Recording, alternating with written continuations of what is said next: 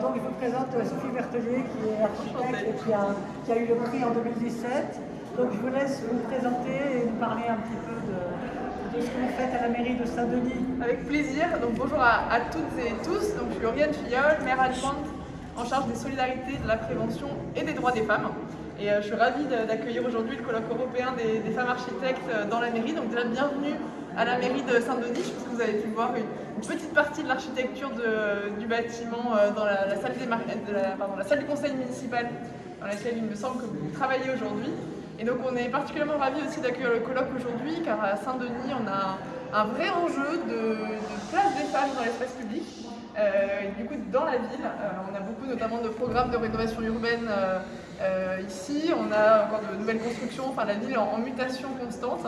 Et on a un vrai enjeu de regagner du terrain sur la place des femmes dans l'espace public. Et donc, je suis particulièrement heureuse de voir des femmes architectes, puisque je pense que c'est une préoccupation que vous avez aussi, soit dans la manière de penser les espaces publics, dans la manière de penser les bâtiments, et les espaces aussi type terrain de sport, etc. On a vraiment un besoin d'avoir une préoccupation plus importante de la place des femmes, et donc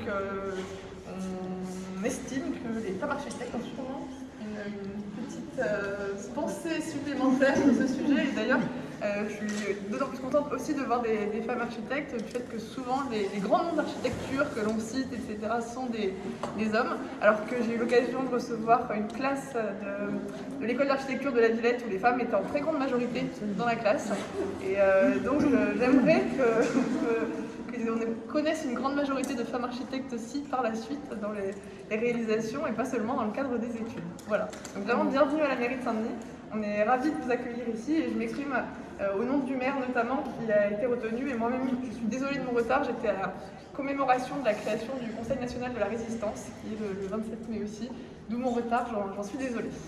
Sophie, quelques mots sur tes projets. Oui, merci beaucoup. Merci pour cette introduction. Merci de votre soutien. Et vous avez ici Madame Lavet qui travaille aussi à avoir les mêmes préoccupations que vous, je crois. Bien, Sophie Berthelier, j'ai cofondé il y a une vingtaine d'années SBBT Architecture. Et en fait, le travail que l'on développe depuis de longues années est un travail plutôt militant parce qu'on défend surtout la qualité dans l'architecture et aussi que l'habitant et l'être humain soient au centre de nos préoccupations. Mais également que son environnement extérieur soit le plus agréable possible. Bon, ça, tout le monde va le penser, mais ce qui est plus difficile à faire dans la réalité. Là, je vous présente plusieurs projets. Donc il y en a un qui me tient particulièrement à cœur, c'est l'UMI. Son nom vient du mot lumière. Il a été baptisé par le client lui-même et il regroupe environ 21 000 m² de logements, de bureaux, d'espaces publics. Et là, on a travaillé encore plus la qualité dans les logements avec des grandes hauteurs sous plafond. On sait qu'avec le Covid, ça nous replace le sujet de manière assez prégnante. Et donc, on a milité auprès de notre client pour avoir des grandes hauteurs, 2,80 m de hauteur sous plafond, et d'avoir aussi les bureaux qui sont dans le même alignement, enfin en double hauteur. Et on travaille effectivement ce volume parce que, vu les normes qui sont indiquées par les promoteurs, la surface, pour l'instant, reste quand même relativement banale.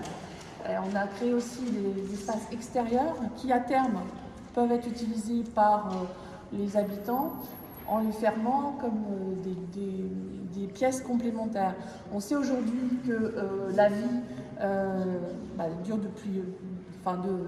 plus longtemps pour chacun d'entre nous et que la façon dont on vit dans nos logements change en fonction de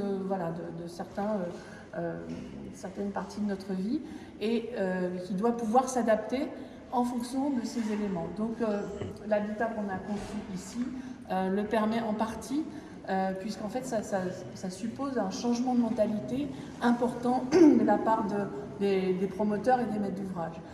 Le deuxième projet, c'est un projet de logement accodérant à Bordeaux, où là, il y a une mixité de programmation, logement senior, logement intergénérationnel, logement accession, logement social.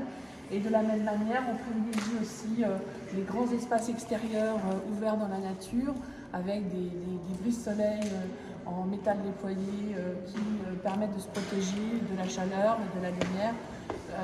On laisse l'espace le plus libre possible avec des interactions pour les habitants.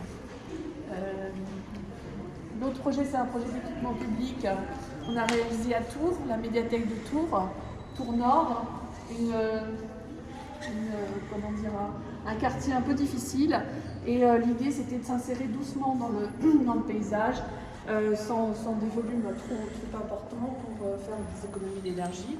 Et on a joué sur la matière, la double matière qui permet en fait de protéger ce bâtiment des chocs et de protéger aussi de la lumière, de la chaleur.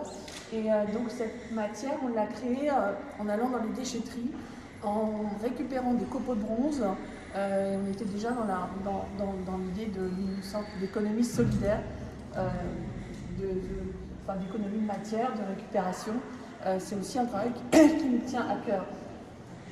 Et l'avant-dernier projet, c'est un lycée à Chartres, Notre-Dame, là qui est plus symbolique et qui est plus symbole du bleu de Chartres, des vitraux bien évidemment, et ouvert complètement sur la nature et sur la cathédrale, entièrement vitrée. Le dernier projet, c'est Axelien Rive de Seine, en face du bâtiment de Florence. Donc chaque matin, moi je regarde son bâtiment, puisque j'habite dedans, dans les logements que j'ai créés. Voilà, toujours pareil, ouvert sur des balcons, des espaces extérieurs partout. C'est une opération à la fois accession propriété, accession et locatif social. Et donc l'idée c'était l'homogénéité totale des façades, des aspects extérieurs et intérieurs pour tous les habitants qui vivent tous dans les mêmes logiques d'habitat. Voilà. Donc je pense que j'ai fait le tour. Vous voyez également les ambiances intérieures, puisqu'en fait à chaque fois, c'est vrai qu'on a toujours tendance à montrer des façades ou des éléments extérieurs, mais l'intérieur est bien plus important. Et nous, on part toujours de l'intérieur pour créer nos projets et pour les faire évoluer. Voilà. Merci beaucoup. Merci.